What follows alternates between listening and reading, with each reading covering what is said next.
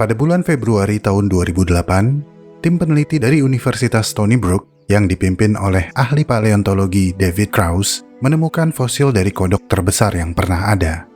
Tim peneliti yang didanai oleh National Geographic Society ini kala itu tengah melakukan ekspedisi ke wilayah barat laut Madagaskar.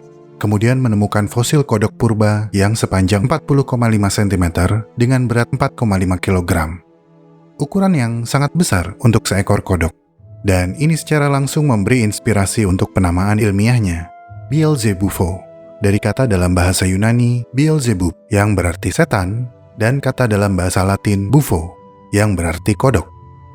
Ini adalah fosil yang menghubungkan sekelompok kodok yang hidup 65 hingga 70 juta tahun yang lalu dengan keturunannya yang hidup saat ini di Amerika Selatan. Ini adalah Beelzebufo the Devil Toad, alias kodok setan.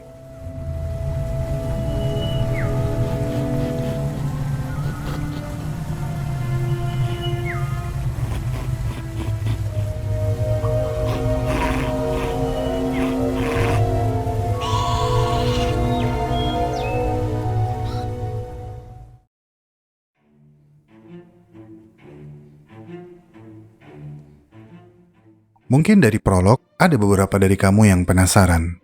Kok kodok setan, Bang? Bukannya katak setan? Pun seharusnya Devil Frog, bukan Devil Toad. Jadi kalau diterjemahkan, yang betul itu katak setan, bukan kodok setan.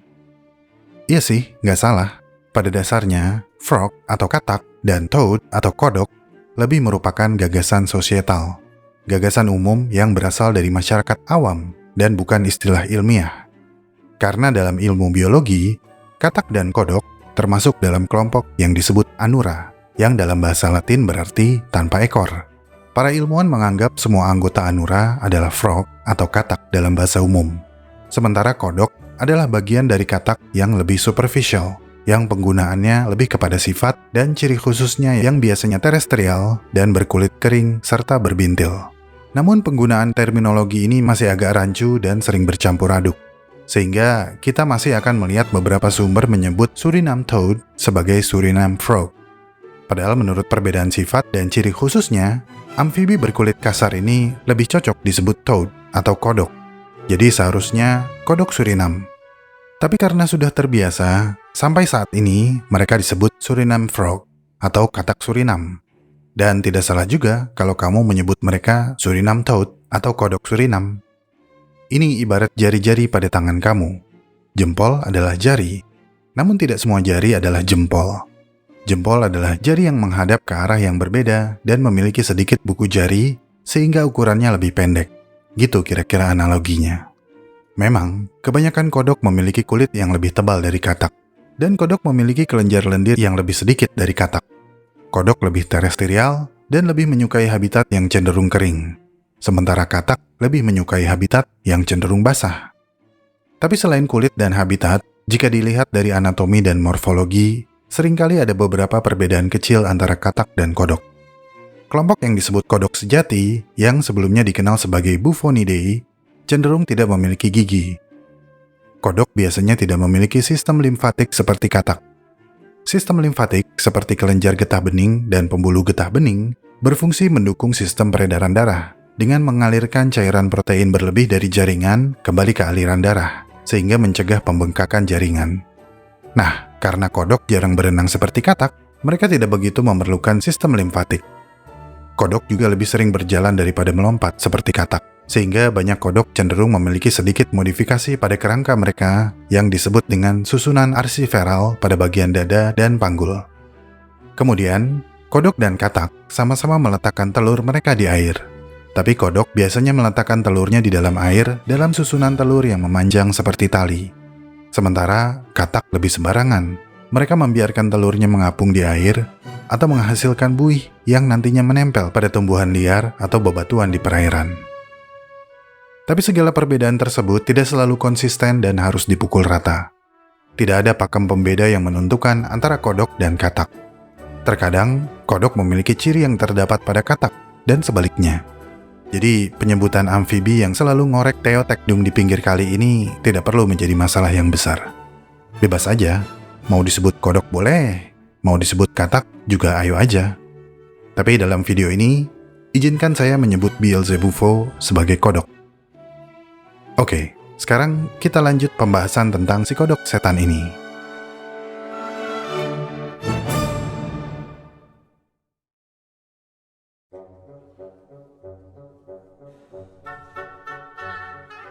Penemuan fosil kodok ini kemudian dilaporkan secara online di Journal Proceedings of the National Academy of Sciences. Dan ini merupakan hal yang penting, karena dapat memberikan bukti langsung adanya hubungan darat antara Madagaskar, pulau terbesar di lepas pantai Tenggara Afrika, dengan Amerika Selatan. Untuk mengidentifikasi Beelzebufo dan menentukan hubungannya dengan Anura lain, Pak Krause berkolaborasi dengan sesama ahli paleontologi, yaitu Susan Evans dan Mark Jones. Mereka menyimpulkan bahwa kodok yang baru ditemukan ini sangat mungkin mewakili kemunculan pertama kelompok fosil yang diketahui di Madagaskar, yang keturunannya hidup di Amerika Selatan. Beelzebufo tumbuh subur di Madagaskar, mungkin karena adaptasi yang dimilikinya sama dengan beberapa kodok modern yang masih hidup di habitat yang mirip. Tapi yang lebih aneh adalah proporsi tubuh mereka. Kepalanya besar dan mulutnya sangat lebar. Kodok purba ini juga memiliki tulang di sudut belakang tengkoraknya yang sangat besar, sehingga mungkin tumpang tindih dengan tulang belikatnya, dan sepertinya mempengaruhi pergerakan lengannya. Ditambah bobot tubuhnya, mereka agak susah untuk melompat. Pak Krause menyimpulkan, Beelzebufo tampaknya merupakan kerabat dekat sekelompok kodok Amerika Selatan yang dikenal sebagai Ceratophrys, atau kodok Pac-Man, karena mulutnya yang dapat membuka lebar seperti Pac-Man. Dan perilaku Beelzebufo diduga mirip dengan Ceratophrys, yang merupakan predator penyergap, bersembunyi dan menyamarkan diri di lingkungannya, lalu menyergap mangsa yang lengah. Para peneliti menduga mereka memiliki rahang dan gigitan yang kuat. Pak Krause menambahkan, Beelzebufo memiliki apa yang disebut dengan tengkorak hiperosifikasi. Ia memiliki jaringan tulang tambahan yang membentuk serangkaian lubang dan tonjolan di sebagian besar tengkoraknya, sehingga memberikan tekstur bintil-bintil pada kulitnya. Mulutnya juga sangat lebar, dan mungkin mampu menggigit dengan sangat kuat. Para peneliti menduga, tulang hiperosifikasi yang menonjol tersebut memberikan Beelzebufo perlindungan, seperti rompi anti peluru, atau seperti cangkang kura-kura. Ibu Susan Evans, ahli paleontologi di University College London, mencatat, armor pelindung Beelzebufo ini membuat mereka lebih berat dari yang kita bayangkan. Pelindung tubuh kodok raksasa ini mungkin membantu mereka selamat dari gigitan dinosaurus dan buaya yang berkeliaran pada waktu itu. Dalam sebuah penelitian yang diterbitkan pada tahun 2017, para peneliti mengukur kekuatan gigitan kodok Pac-Man yang masih hidup, kemudian meningkatkan pengukuran tersebut dengan proporsi rahang fosil untuk memperkirakan kekuatan gigitan Beelzebufo. Dan penelitian ini menemukan bahwa kodok setan ini mungkin memiliki gigitan sekuat 2200 Newton. Jauh lebih kuat dari gigitan kamu yang hanya 400 Newton, lebih kuat dari anjing yang hanya 1000 Newton, dan mendekati singa atau harimau yang kekuatan gigitannya sekitar 4000 Newton. Gigitannya yang kuat memungkinkan Beelzebufo memangsa buaya kecil atau bahkan dinosaurus remaja. Jangan kaget dulu, saya belum selesai. Gigitannya yang kuat memungkinkan Beelzebufo memangsa buaya kecil atau bahkan dinosaurus remaja berukuran kecil, atau dinosaurus yang baru menetas. Jadi jangan kecewa ya, karena tidak seperti yang digembor-gemborkan oleh beberapa channel, ukuran Beelzebufo ya seperti yang saya bilang di prolog, sepanjang 40,5 cm dengan berat 4,5 kg. Tapi tetap aja, jauh lebih besar dibandingkan kodok buduk yang biasanya kamu lihat di dekat empang. Tapi mereka bisa membuka mulut mereka hingga selebar 15 cm. Lebih dari cukup untuk melahap seekor kucing. Tapi terlepas dari semua keanehannya, temuan ini menghadirkan teka-teki biogeografis, terutama karena buruknya catatan fosil Anura di benua selatan. Para peneliti menjadi bertanya-tanya, apa yang dilakukan kodok Amerika Selatan ini di belahan dunia yang lain? Bagaimana mereka bisa sampai di Madagaskar? Apakah mereka berkerabat? Kalaupun tidak berkerabat, mengapa fitur tubuh mereka begitu mirip? Sebagai informasi, kodok Pac-Man hidup di tempat yang mirip dengan habitat Beelzebufo. Habitat yang hangat dan gersang dengan genangan air yang mengering secara musiman. Dan sama seperti Beelzebufo, kodok Pac-Man juga memiliki tengkorak hiperosifikasi. Tapi kodok Pac-Man hanya hidup di Amerika Selatan, sementara Beelzebufo diduga hidup makmur di Madagaskar, sekitar 70 juta tahun yang lalu. Tapi, Madagaskar dan Amerika Selatan belum terhubung selama 115 juta tahun. Tepatnya sekitar 180 juta tahun yang lalu pada periode Jurassic, ketika separuh bagian barat Gondwana terpisah dari separuh bagian timur yang kemudian berpencar menjadi Madagaskar, India, Australia, dan Antartika. Kemudian, Samudra Atlantik Selatan terbuka sekitar 140 juta tahun yang lalu, ketika Afrika terpisah dari Amerika Selatan. Jadi, jika kedua kodok ini memang berkerabat, ahli paleontologi harus mencari tahu bagaimana mereka bisa berada di tempat yang benar-benar terpisah, dan di mana, serta kapan leluhur mereka hidup. Tapi sekali lagi, jika ternyata mereka tidak berkerabat, kok mereka bisa sangat mirip? Ini ibarat kakak seleb TikTok yang itu tuh, yang katanya mirip Sule. Nah, iya.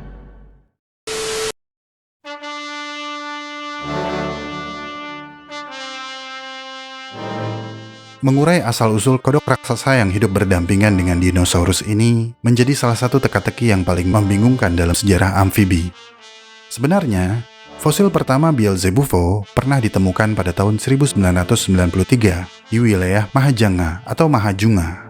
Kemudian lebih banyak lagi bagian-bagian lain yang ditemukan pada ekspedisi berikutnya. Namun, kodok raksasa ini belum sepenuhnya dideskripsikan hingga tahun 2008. Ketika fosil yang ditemukan lebih lengkap untuk dibandingkan dengan spesies yang telah punah atau yang masih hidup. Dan disinilah awal permasalahannya, ketika fosil dibandingkan dengan spesies yang masih hidup. Bahkan sebelum ditemukannya sebagian tengkorak pada tahun 2010, sudah jelas bahwa Beelzebufo cukup memiliki kemiripan dengan kodok Pac-Man. Tapi geografisnya itu yang kurang cocok. Kodok Pac-Man tidak hidup di Madagaskar, namun keduanya merupakan spesies yang berukuran dalam tanda kutip besar. Di lain sisi, katak modern terbesar hanya ditemukan di Afrika, yaitu Goliath Frog atau katak Goliath. Katak ini nggak cuma besar, tapi juga panjang. Panjang tubuhnya bisa mencapai lebih dari 30 cm dengan berat tubuh lebih dari 3 kg. Segede apa ya berudunya? Buat kamu yang doyan suike, wajib datang ke sekitaran Kamerun untuk menikmati sajian khas bushmeat Afrika. Eits, nggak boleh ya. Katak Goliath dilindungi dan dinyatakan terancam punah dalam daftar merah IUCN. Jadi, kamu akan berhadapan dengan polisi Afrika jika ketahuan memakan katak raksasa ini. Anyway, berdasarkan fitur-fitur Beelzebufo, para peneliti bisa mendapatkan setidaknya beberapa wawasan, seperti bagaimana habitat purbakala, atau bahkan mungkin perilaku para penghuninya. Misalnya, berdasarkan proporsi anggota tubuhnya, Beelzebufo sangat mungkin berjalan di darat, bukan melompat dari pohon ke pohon seperti yang dilakukan kebanyakan katak. Kemudian, karena bentuk tubuhnya yang besar dan gemuk, serta kaki-kakinya yang pendek, membuat tubuhnya tidak mudah mengering. Beelzebufo juga mungkin suka menggali, menggunakan kaki belakangnya untuk menggali tanah, membuat sarang yang nyaman dan sejuk untuk nongkrong selama musim panas dan kering sepanjang tahun. Dan perilaku ini adalah sesuatu yang masih dilakukan oleh banyak anura yang hidup di lingkungan musiman. Lalu kembali lagi kepada teka-teki biogeografis. Mungkin saja kesamaan antara Beelzebufo dan kodok Pac-Man merupakan kasus evolusi konvergen, yaitu spesies dengan gaya hidup serupa mengembangkan adaptasi yang mirip meskipun hidup di wilayah berbeda, seperti mulut lebar serta bentuk dan ukuran tubuh yang memungkinkan mereka bertahan hidup di musim panas. Namun jika kedua makhluk ini memang berkerabat, ini akan menjadi masalah. Karena ya itu tadi, bagaimana Beelzebufo hanya ditemukan di Madagaskar, sedangkan kodok Pac-Man hanya ditemukan di Amerika Selatan. Pastinya harus ada hubungan antara Madagaskar dan Amerika Selatan untuk leluhur Beelzebufo dan kodok Pac-Man bisa menyebar ke kedua tempat tersebut, mungkin melalui Antartika. Tapi seperti yang sudah saya sebutkan sebelumnya, Madagaskar terpisah sepenuhnya dari Antartika sekitar 115 juta hingga 112 juta tahun yang lalu. Ini berarti kelompok Anura yang merupakan leluhur kodok Pac-Man harus berevolusi terlebih dahulu menjadi kelompoknya sendiri, lalu bermigrasi ke Madagaskar sebelum 112 juta tahun yang lalu melalui darat. Namun sejauh ini, menurut studi jam molekuler, leluhur kodok Pac-Man berevolusi paling tidak 88 juta tahun yang lalu, jauh setelah Madagaskar memisahkan diri. Jadi, tidak ada kecocokan waktu jika leluhur kodok Pac-Man sampai ke Madagaskar melalui jalur darat. Kemudian ada teori rakit. Seperti yang telah kita ketahui, beberapa kelompok binatang mampu mencapai sebuah pulau dengan menumpang rakit yang terbentuk secara alami dari sisa-sisa tumbuhan yang hanyut. Nah, ada kemungkinan kalau leluhur kodok raksasa ini melakukan hal yang sama. Mereka ikut hanyut ketika, katakanlah, ada tanah longsor lalu menumpang di atas tumbuhan yang terbawa arus. Namun, kalaupun mereka berhasil mencapai Madagaskar dengan teori rakit, waktunya masih kurang cocok.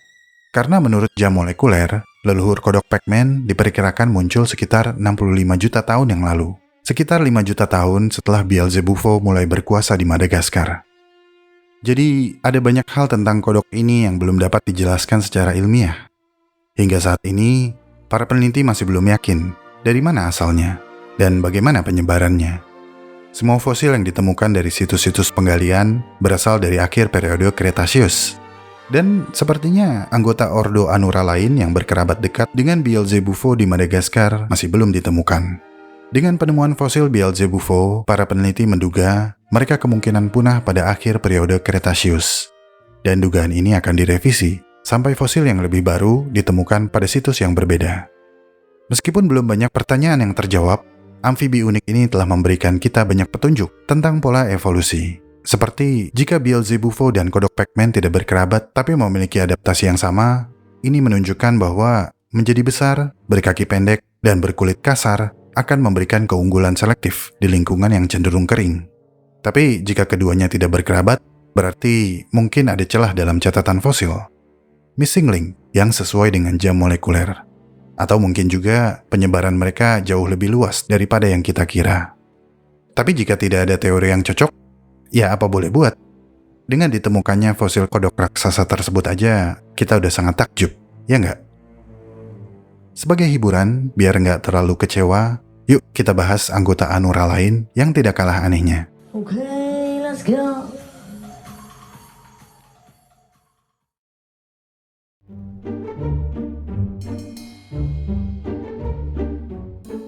Dengan lebih dari 5.000 spesies yang tersebar di semua benua kecuali Antartika, pasti ada beberapa di antaranya yang terlihat aneh, menjijikan, dan indah. Dan karena kita udah tahu bentuk mereka kayak gimana, kita jadi bisa menilai mana spesies yang bentuknya umum dan mana yang aneh atau tidak umum. Dalam bab ini, kita akan membahas spesies Anura yang memiliki rupa yang bisa dibilang aneh. Tapi saya perlu sampaikan, video esai ini tidak dibuat untuk meninggikan atau merendahkan spesies tertentu. Karena seperti yang kita tahu, pasti ada alasan yang melandasi adaptasi mereka.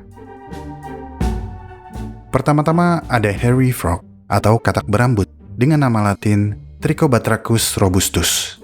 Katak yang memiliki nama lain katak Wolverine atau katak horor ini memang kelihatannya biasa aja.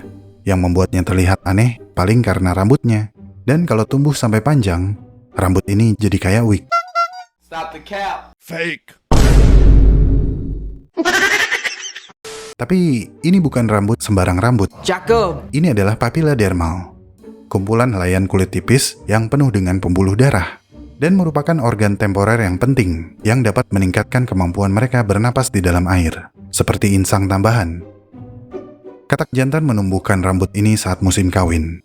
Karena mereka akan menjaga telur pasangannya dan biasanya tetap berada di bawah air selama berhari-hari tanpa muncul ke permukaan untuk menghirup udara. Rambut ini tentu saja membuat mereka terlihat aneh.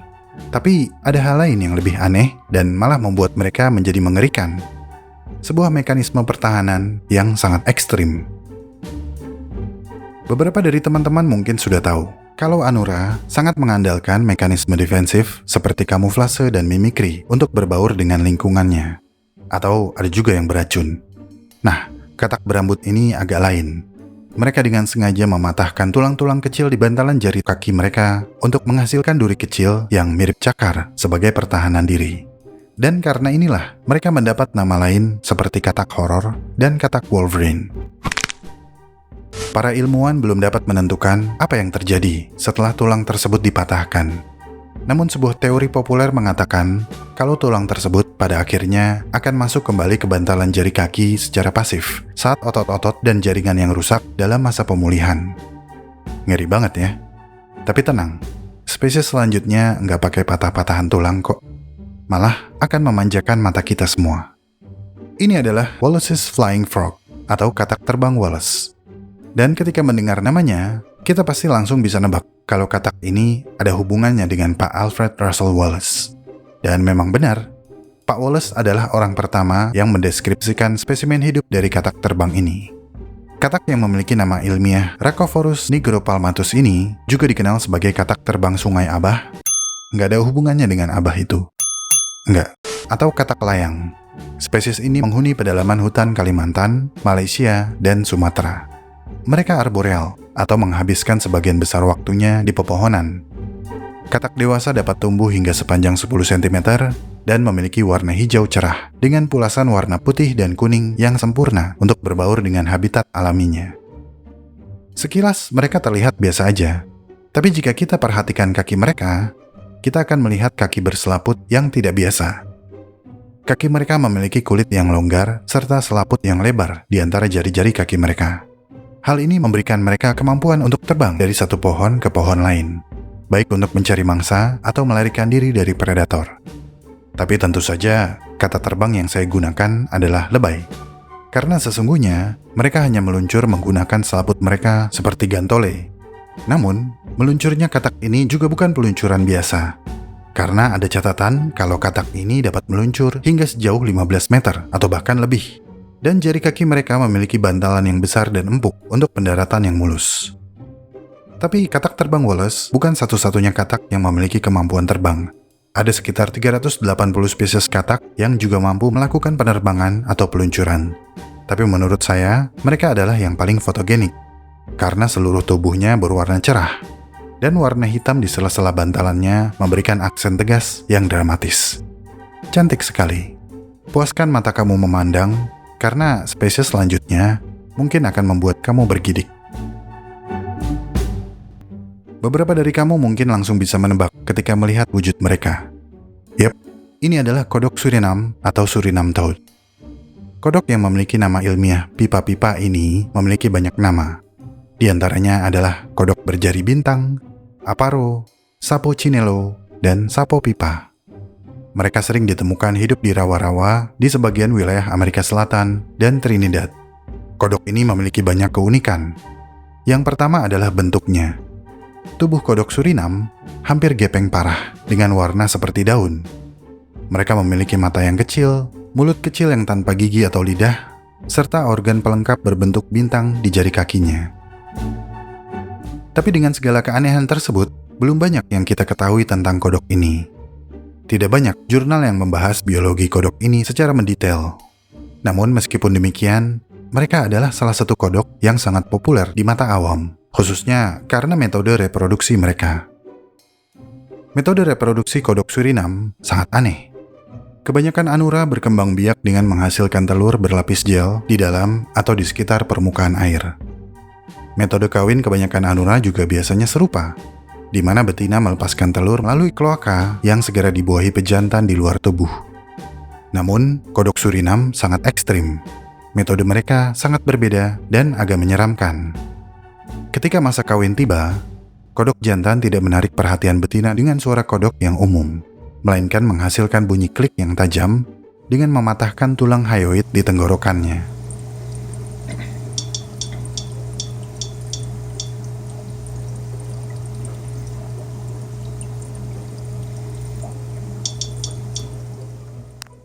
Setelah itu, mereka kawin dengan posisi amplexus, di mana pejantan mencengkeram tubuh betina dan bertengger di atasnya.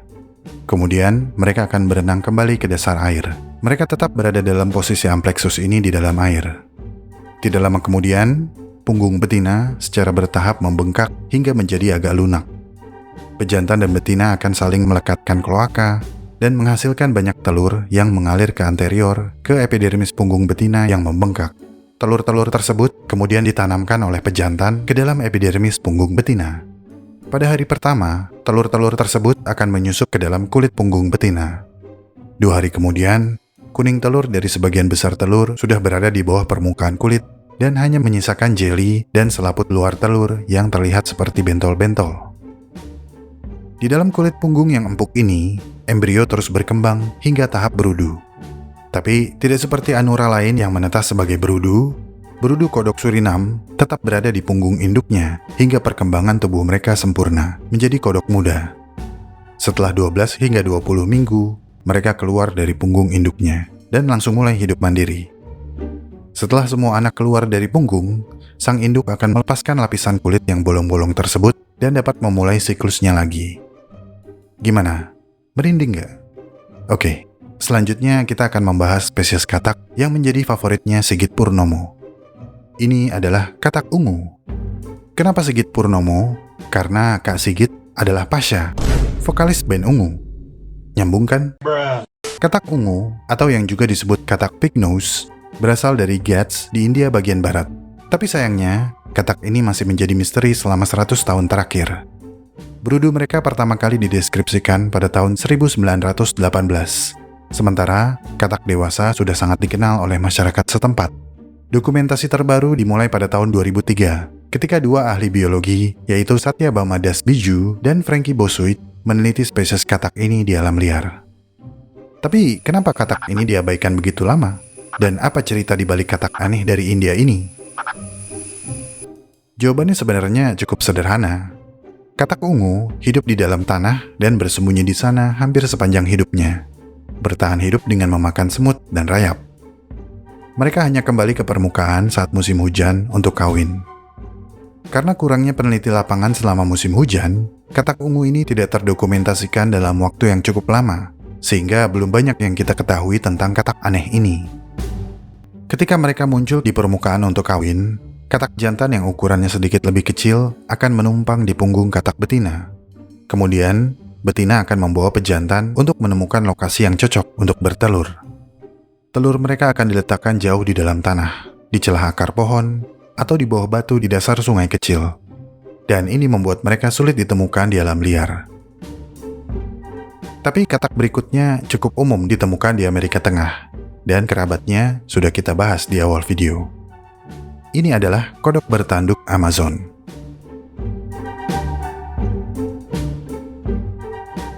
Kodok bertanduk Amazon, yang nama ilmiahnya Ceratophrys cornuta, secara proporsi adalah salah satu kodok paling aneh di dunia.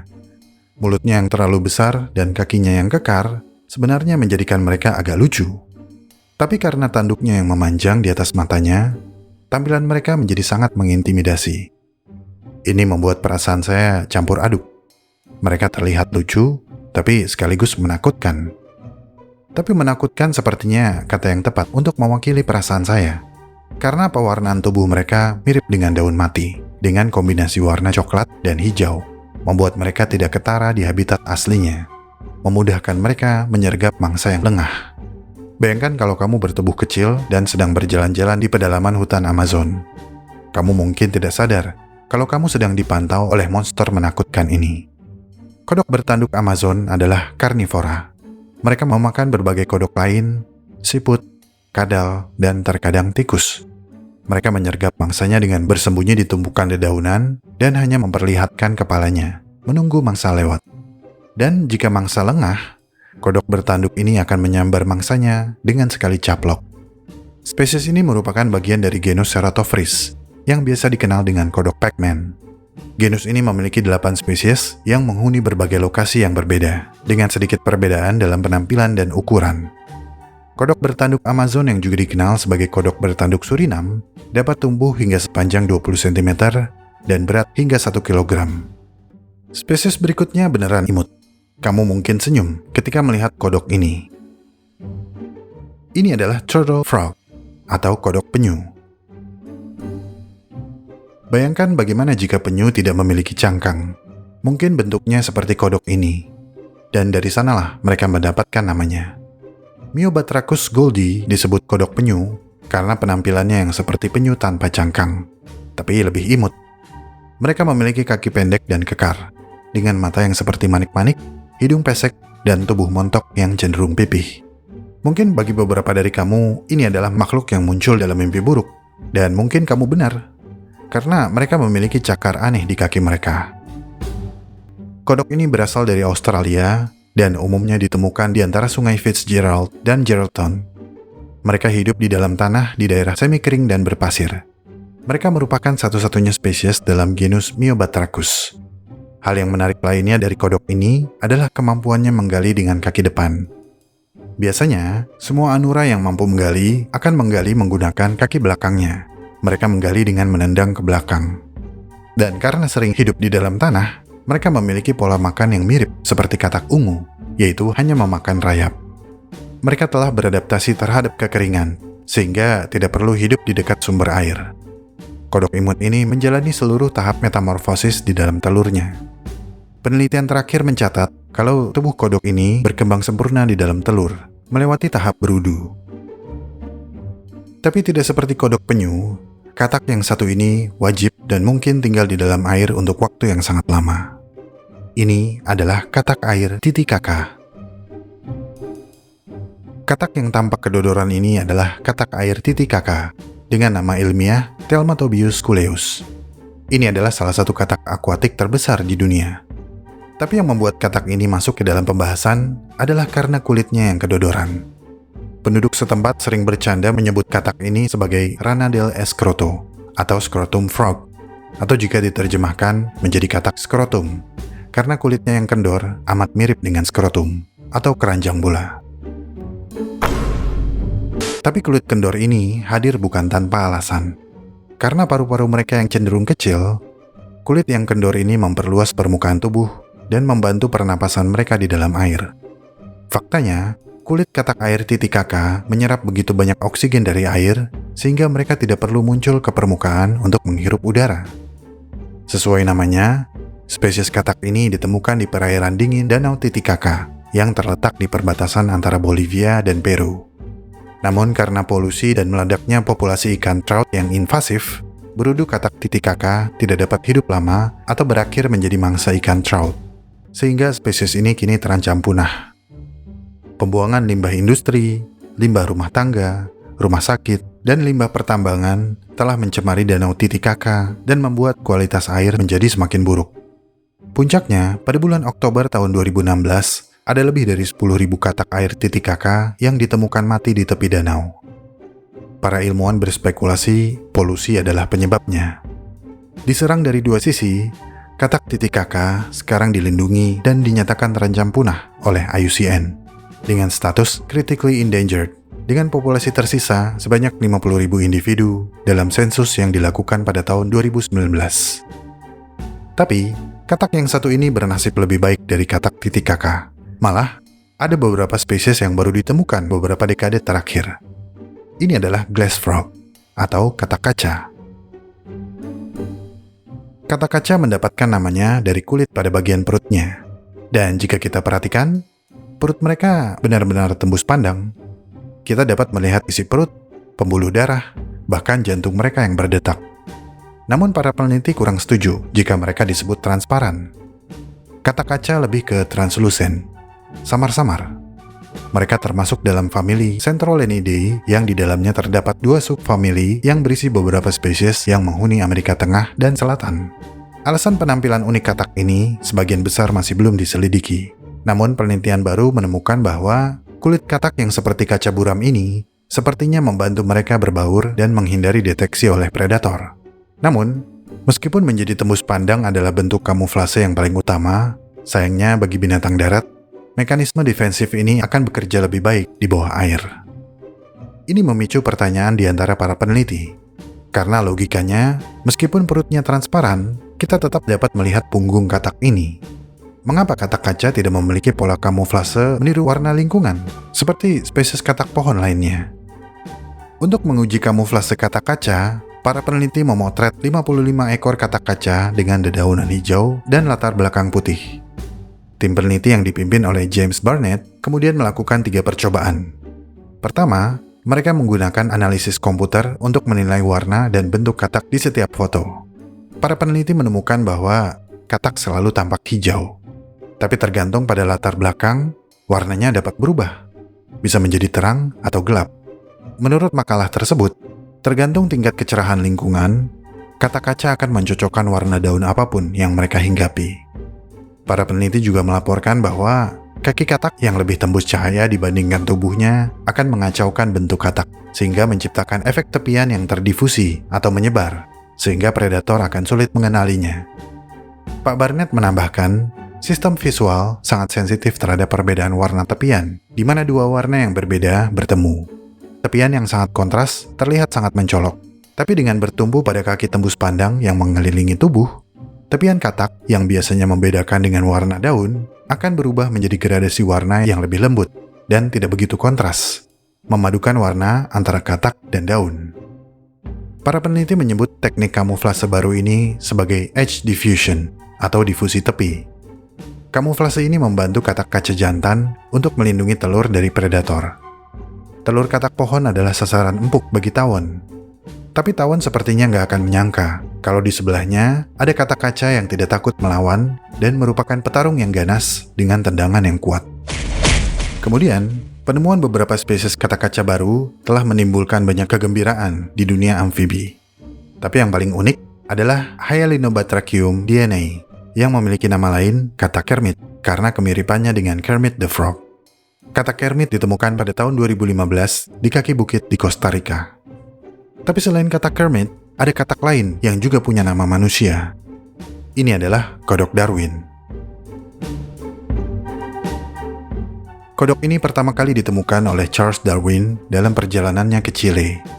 Kemudian pada tahun 1841, ahli zoologi Prancis André Maury dan asistennya Gabriel Bibon mendeskripsikannya dalam sebuah jurnal dan memberinya nama kodok Darwin.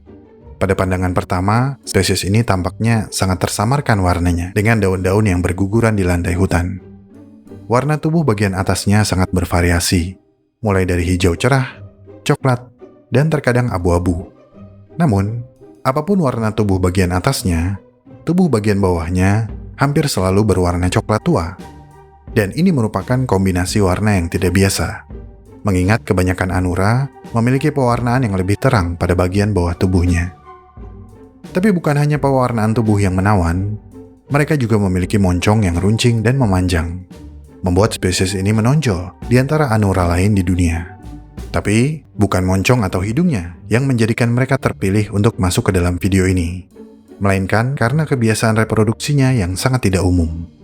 Sama seperti katak kaca, kodok Darwin jantan juga akan menjaga telurnya dari predator. Namun, penjagaan mereka lebih ekstrim. Pertama-tama, kodok Darwin akan menjaga telur-telur tersebut sampai embrio di dalam telur mulai bergerak. Dan pada saat itulah, pejantan akan menelan semua telur. Tapi bukan untuk dimakan, melainkan untuk disimpan. Kebanyakan anura memiliki gelembung atau kantung suara untuk memanggil betina atau menegaskan kekuasaan. Nah, pada kodok Darwin jantan, kantung suara ini juga berfungsi untuk menyimpan telur. Di sana, telur tersebut akan menetas menjadi berudu dan akan terus bermetamorfosis lebih lanjut hingga menjadi kodok kecil. Dan setelah induk jantan merasa mereka telah siap, ia akan membuka mulut dan kodok-kodok imut akan keluar dari sana, segera memulai perjalanan hidup mereka. Tapi coba bandingkan, imut mana? Kodok Darwin kecil atau kodok kecil yang ini? Ini adalah desert rain frog atau kodok hujan gurun. Beberapa dari kamu mungkin pernah melihat video 29 detik ini. Bukan yang itu. Nah, ini adalah desert rain frog atau kodok hujan gurun yang memiliki nama ilmiah Breviceps macrops. Dan banyak yang bilang kalau ini adalah kodok yang paling imut di dunia. Dan pastinya banyak yang bertanya-tanya, loh, katanya mau bahas yang aneh dan mengerikan. Eits, tunggu dulu, jangan marah dulu.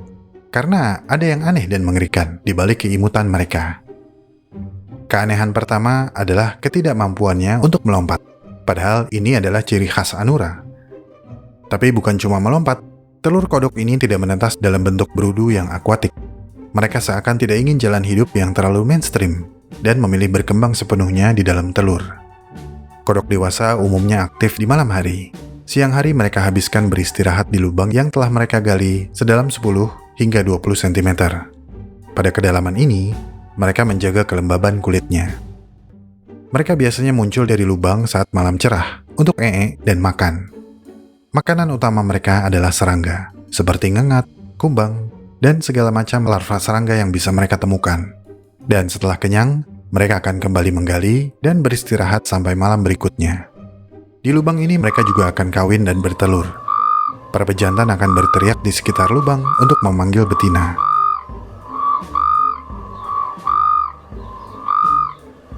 Jika kodok lain akan melompat dan kabur ketika terancam, kodok hujan gurun akan menggembungkan tubuhnya dan ini adalah kodok yang pemberani.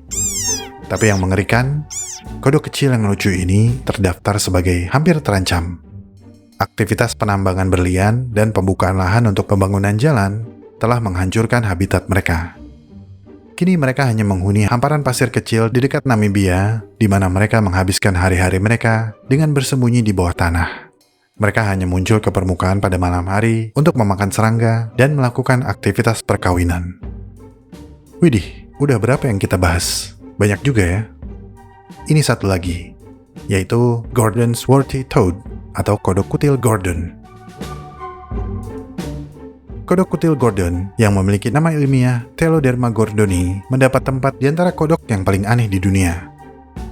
Seperti yang sedang kamu lihat di layar, mereka memiliki dermis yang penuh bintil atau kutil, dengan mata yang besar dan pewarnaan tubuh yang menakjubkan.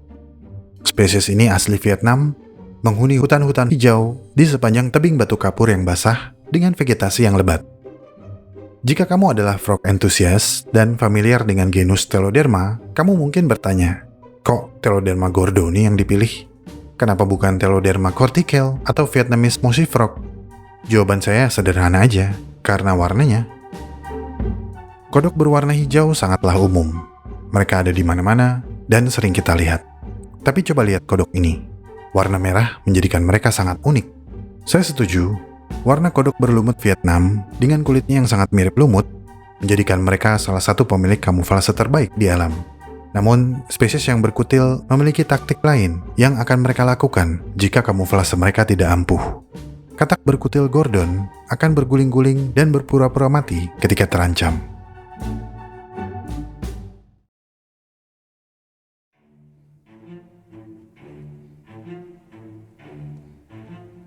Selamat, kamu sampai di akhir video. Jadi, informasi apa yang kamu dapatkan dari video ini? Apa spesies Anura favorit kamu? Dari Beelzebufo dan kerabatnya, kita belajar kalau jalan yang kamu pilih akan menentukan garis hidup kamu. Kamu gak mesti melompat seperti Anura lain. Kamu bisa merangkak, berjalan, atau bahkan terbang. Kamu gak harus berubah dengan cepat. Kamu bisa jalan perlahan dan menikmati perubahan sembari jalan.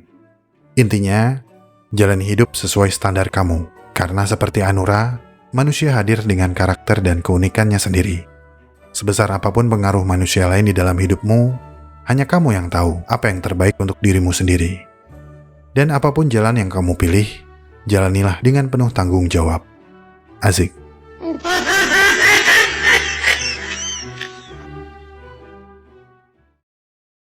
Pendanaan video Alam Semenit sebagian berasal dari dukungan para donatur di Saweria, Carmilla Jo USA, calon biokimiawan, Hilal Ayunikah, Arnold Schwardiningrat, Tiffany Lin Bahari, M. Andi Fadli, Kangen Nafisa, Alfa Rezel, Momis No Cantiku Miliku, Didara Food and Cookies, Justip Doyan Belanja _tip, Mas Friendable, Super CL, Bang ini ada sedikit buat mudik, selamat mudi dan hati-hati di jalan, Suka Nyasar, Fatah memikirkan Iis, Khairu Mustafa Labuai, Raffi istrinya Devi, Raiden Ijo Pride, Mama bilang gak boleh halu, Papa bilang semoga waras selalu, aku bilang pengen nikahin Cilde, Haikal FK, Pantera Tigris AK, Bara Majnun, Sparrow Scouts, Bold Stripe, Agan P321, Arnold Schwardiningrat, Vicky Andika, Rofi sayang Friska, Toko Delingyu Karanggupito, Hila sayang Nanda, Nanda sayang Hilal, sekali lagi Hilal Ayonikah, Chandra Salai dan Juragan Muntois, Waitri, Eja Storja Sujan, Badan Pegel, istriku Novia Desi lahiran lancar, Imam Weh, terima kasih bang, video burung gereja bagus, bahas binatang laut lagi bang, bahas burung bangke please, Legion Music, Moods, Love Safitri Samsir,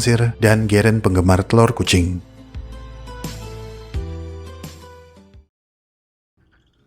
Terima kasih telah menonton sampai menit ini. Saya sangat-sangat menghargai segala dukungan yang teman-teman berikan kepada Alam Semenit. Jika ingin tahu lebih banyak tentang subjek pembahasan dalam video ini, cek deskripsi video. Di sana teman-teman bisa menemukan segala jurnal, literatur, dan referensi saya dalam menyusun naskah. Jika suka dengan pembahasan dari Alam Semenit, like video ini dan share. Karena like dan share dari kamu akan membantu perkembangan channel ini. Ikuti perkembangan semua hal yang aneh, menjijikan, dan indah yang mengundang rasa ingin tahu kita semua. Sampai jumpa di video selanjutnya.